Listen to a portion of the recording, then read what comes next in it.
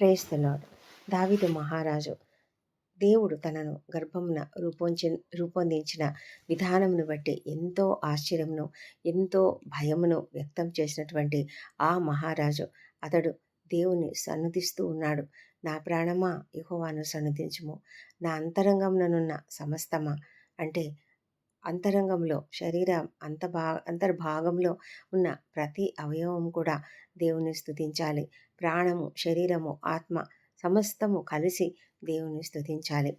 ఎందుకంటే ఆయన నామము పరిశుద్ధ నామము. ఆయన మనకు చేసిన ఉపకారములు లెక్కించలేనన్ని.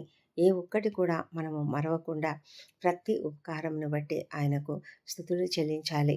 ఆయన శారీరకంగా, భౌతికంగా మనకిచ్చిన ఉపకారములు మాత్రమే కాదు, కానీ ఆత్మీయంగా కూడా ఆయన మన పాపములను క్షమించిన దేవుడు, మన సంకటములను కుదిర్చిన దేవుడు. ఆయనకే మహిమ.